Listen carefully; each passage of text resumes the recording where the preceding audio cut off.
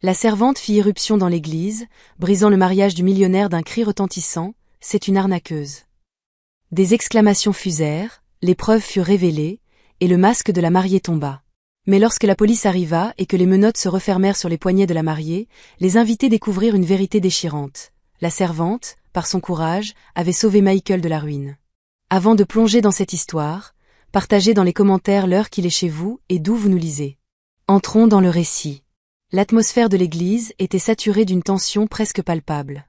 Les rayons du soleil filtraient à travers les vitraux, projetant des mosaïques de couleurs sur les bancs en bois poli, où les invités attendaient, suspendus aux paroles du prêtre.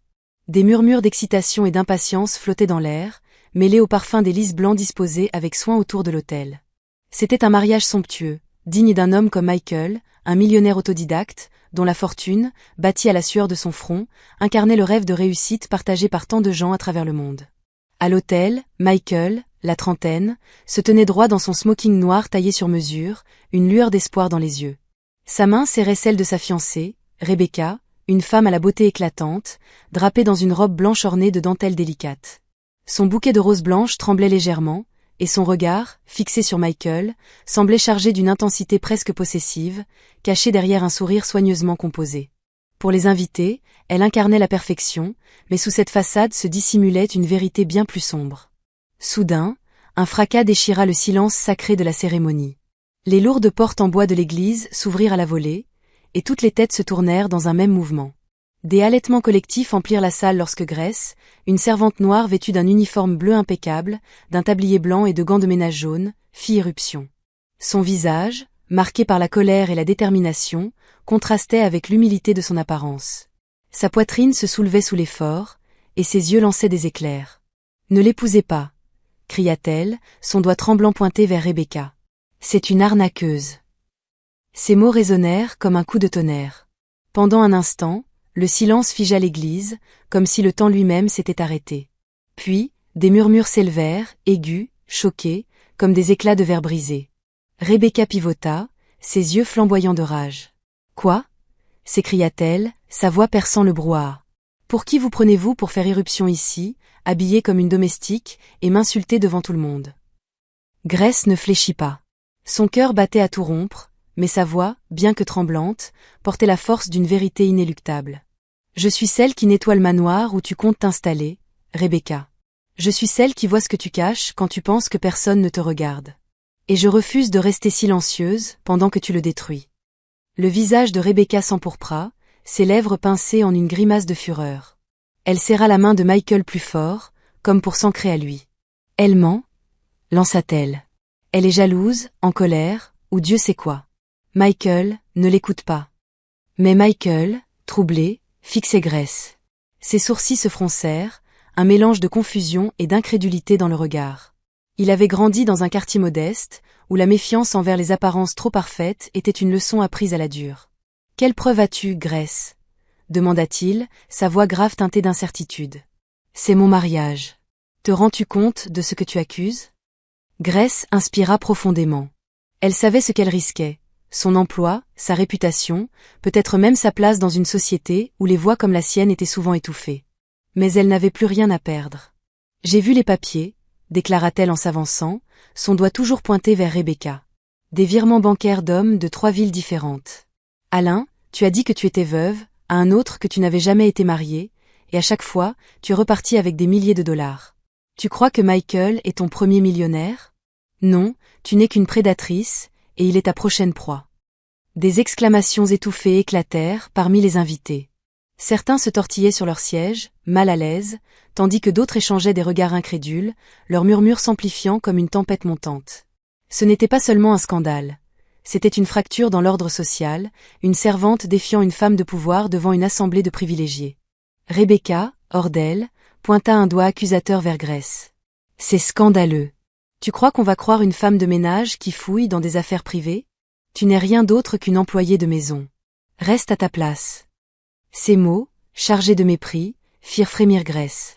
Ils résonnaient comme une insulte universelle, un écho des innombrables fois où des voix marginalisées avaient été réduites au silence par ceux qui se croyaient supérieurs. Mais Grace redressa les épaules. « Ma place ?» répondit-elle, sa voix tremblante mais ferme. « Ma place, c'est de voir des gens comme toi manipuler et détruire des âmes honnêtes.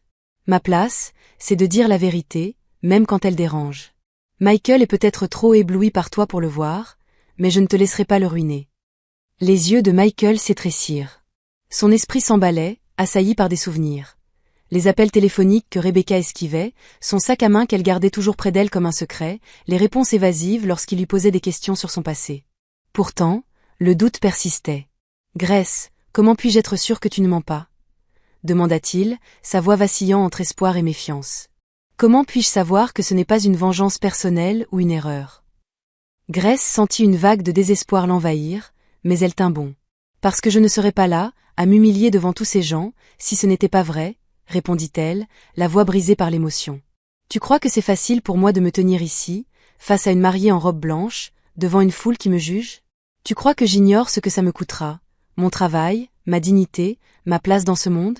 Je ne parlerais pas si je n'étais pas absolument certaine. » Rebecca s'avança, son voile flottant comme une tempête derrière elle. « Sale menteuse !»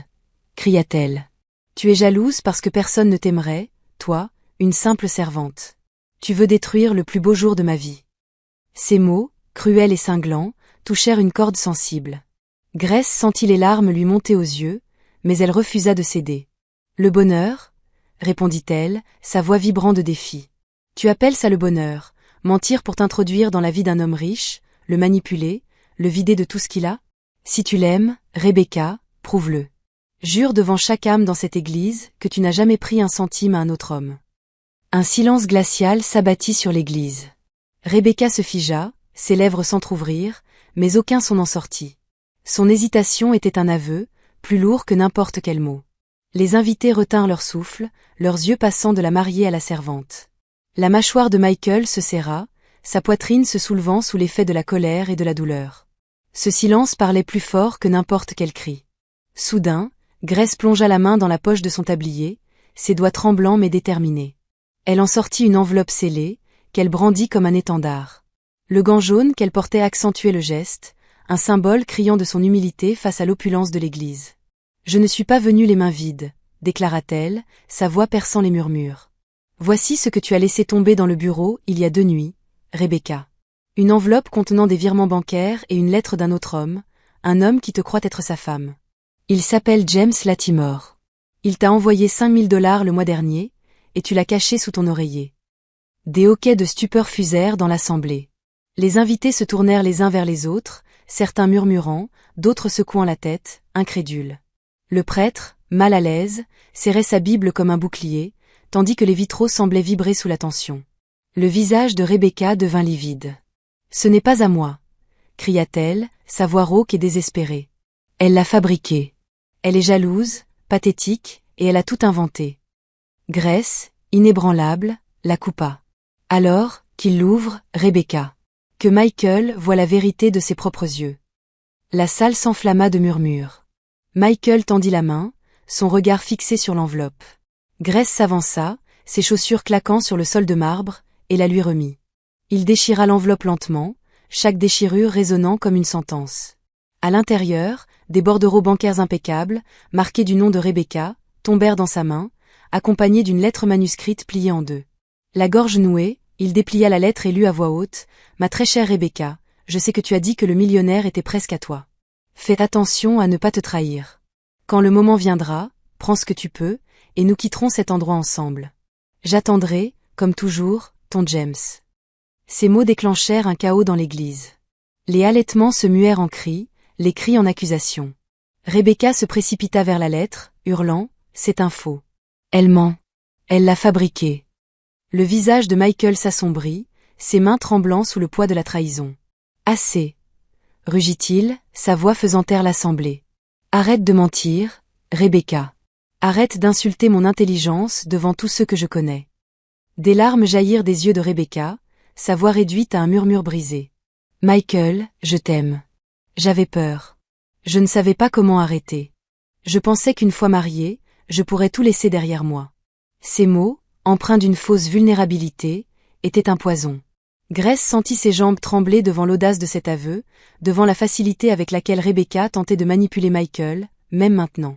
Les invités, partagés entre choc et dégoût, murmurait avec ferveur. Michael serra les poings, sa voix tremblante de fureur contenue. Tu étais prête à me dépouiller, à me trahir, à t'enfuir avec un autre homme, tout en prétendant m'aimer sous ce voile blanc? Rebecca s'effondra sur les marches de l'autel, sa robe blanche s'étalant autour d'elle comme un symbole brisé. Elle s'agrippa à la manche de Michael, son bouquet tombant au sol, les pétales éparpillés comme des promesses brisées.